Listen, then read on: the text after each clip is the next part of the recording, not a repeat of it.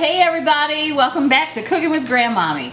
It is summertime. I've gotten some tomatoes off my tomato plant out on the deck. Nothing tastes so good as a fresh summer tomato in Michigan.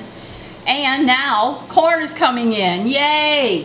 So we do a lot of things with corn around here. Of course we like it corn on the cob with salt and butter, yum.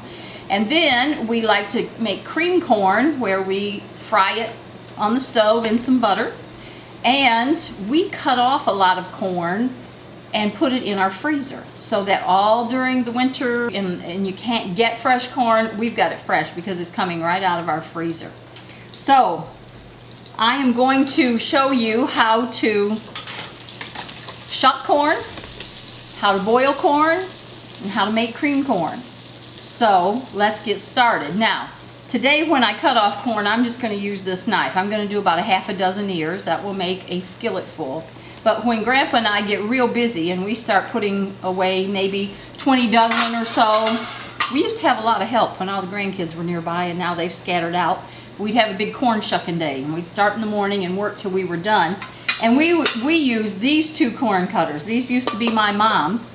This one has a little guard on it, but you can see that there are blades in this, and you can set them high or low based on how creamy you want the corn or if you want whole kernel corn. And then you just take your corn cob and push it down, and you can do a lot of corn pretty fast that way. But today I'm just going to use a paring knife so you can see how easy it is just to make a batch in your own house.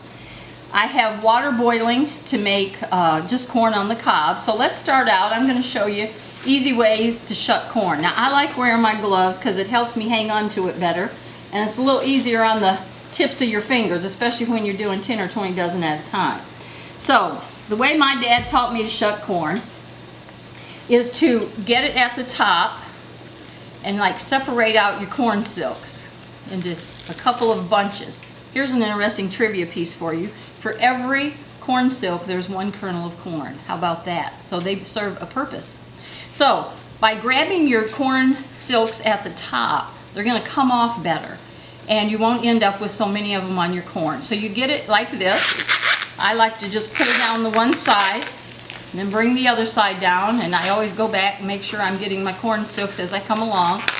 Pull that off, pull this off, and then the little extra, there was a piece of corn shuck on there and a few extra corn silks, and pull those off. So let me do one more. So separate out your corn silks, half and half.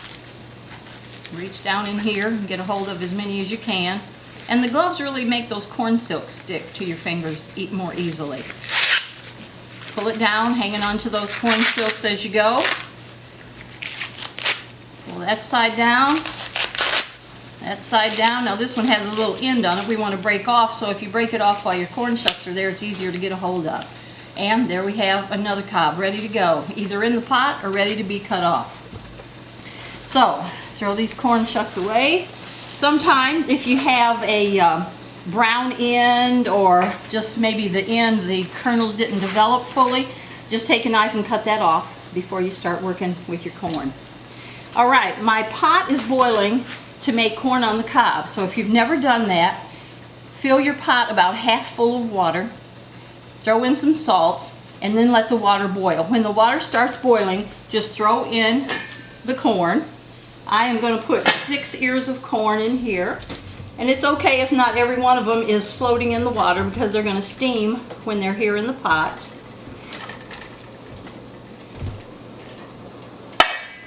Oh, I got one sticking out here. You know what that means? I'm going to have to cut a little bit off the end. Make him go down in that pot.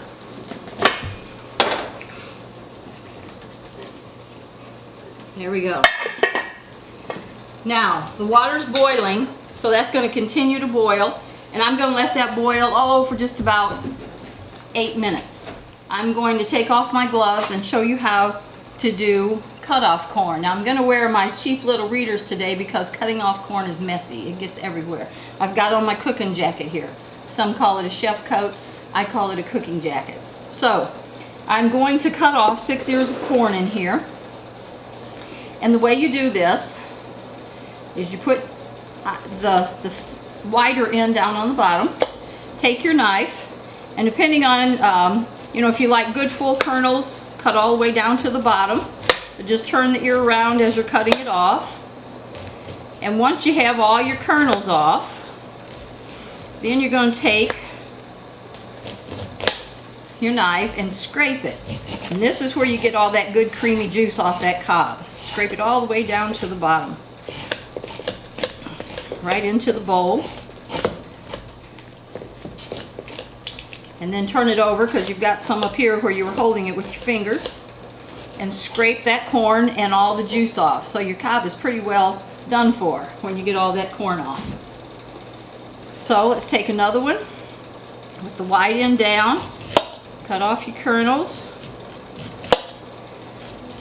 In the meantime, I've got a pan on the stove that I have melted in half a stick of butter, or 4 tablespoons.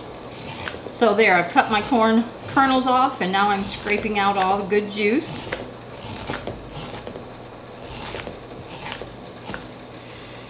Get everything off the bottom. Turn it around, get everything off that end. Okay. You know, I learned how to make some good food from my Southern family. And they knew how to make the most out of the food they got. My parents were very, very poor growing up down in Tennessee.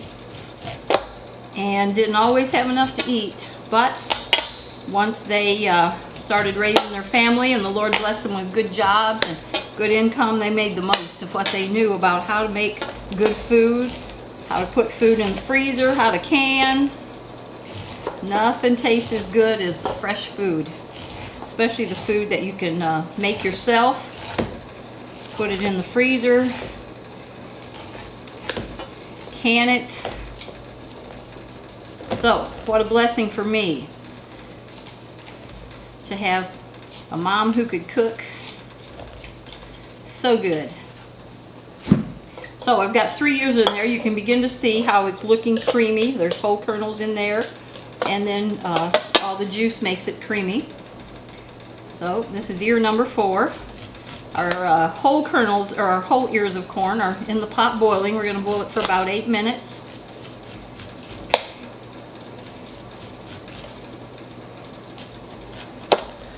Summertime, I enjoy summer through fall because all the fresh food. Like I said, tomatoes, I've been getting some tomatoes off my plant out back. The fresh corn is in, and guess what started coming in yesterday? The peaches. Love peaches. So the next few weeks, we're going to be doing some delicious recipes with peaches. We're going to make jam. We're going to make some peach cookies. Probably a peach cobbler. We'll think of some good things to make with peaches. I usually put about a bushel of them in the freezer, so we have those all during the winter and summer until the peach crop comes in again. So you can see, kind of messy. But what is it about messy food that it tastes so good, right?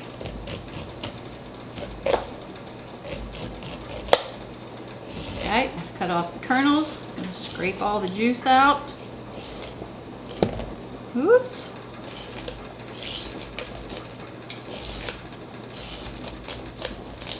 You know, there was so much rain this year. Remember hearing the stories about the fields being too wet to plant corn, and I was getting a little bit concerned about that. I would miss it if we couldn't get any corn. We like to buy ours at 2 different places. Schultz's Corn over in Dundee is real good, and then Smith Brothers down in Temperance. That's where this came from. And you can get Smith Brothers you can just buy it here in the grocery store too, at Danny's, and also over at Highlights. So the farm is out on Samaria Road, just not even a half mile down the road off of Telegraph. To buy it right, they pick it all day long. They bring it in fresh all day long from the fields. When you're buying it in the store, make sure that when you pick out your ears that they're cool or kind of damp. That's going to be fresher. If the husk is all dried out, and there's no coolness to the touch, don't get that one. It's going to be drying out already. So you want to get it as fresh as you can. All right, there we have it. 6 ears of corn cut off. See how creamy it's looking? Now I've got my pan with a half a stick or 4 tablespoons of butter already melted.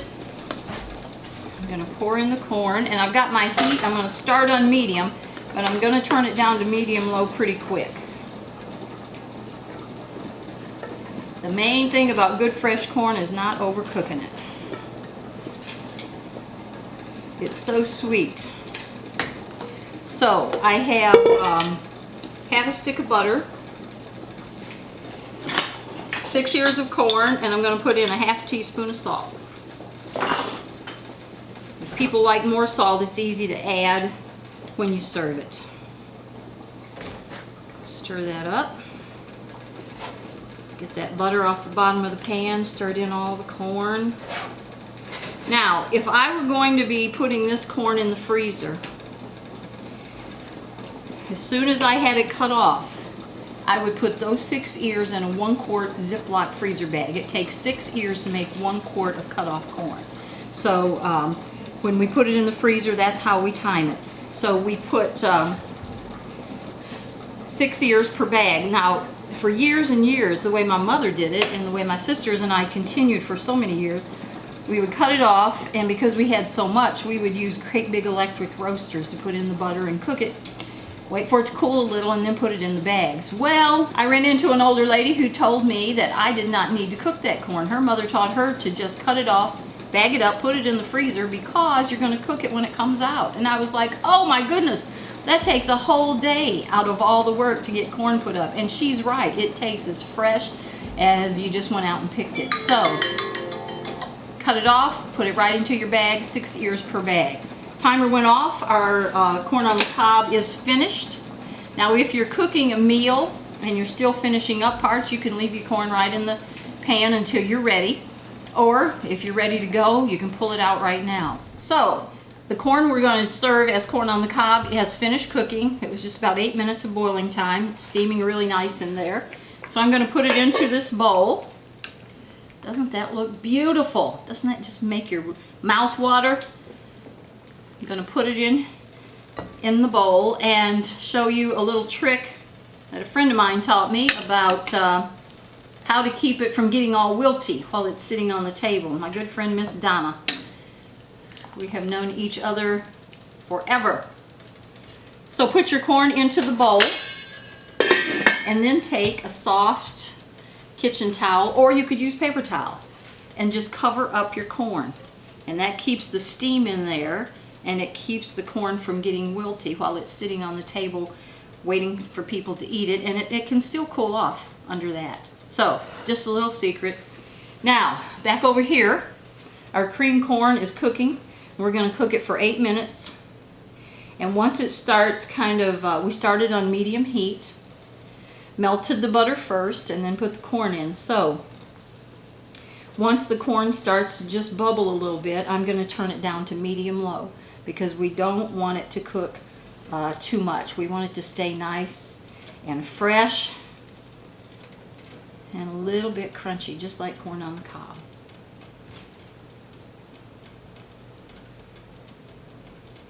So corn doesn't, in fact, we've probably only got, I think Labor Day might be, Labor Day or maybe 1 week after, depending, but out at Smith's yesterday they told us they thought they would have corn through Labor Day. So that's going to be here before we turn around, I think about a week and a half. So get out there and get some corn and enjoy it while it's fresh, and put some in the freezer if your family likes it that way. You can freeze it in the cob. I have never done that.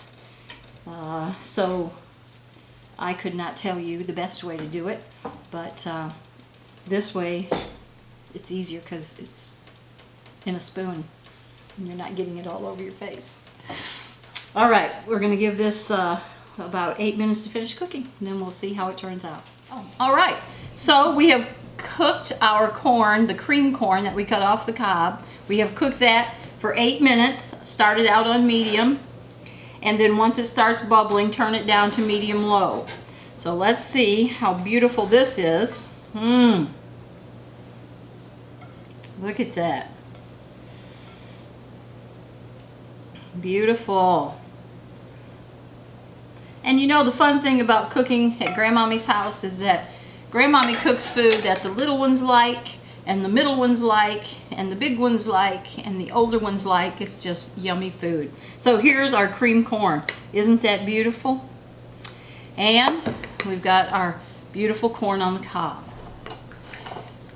Now, I have to tell you my favorite corn story. You see, the thing about food is that you're always creating memories, whether you're working on it or you're sitting down and enjoying it, or whether the whole family's coming over for a corn shucking, or somebody calls and says, "Grandmommy, could you make me something?"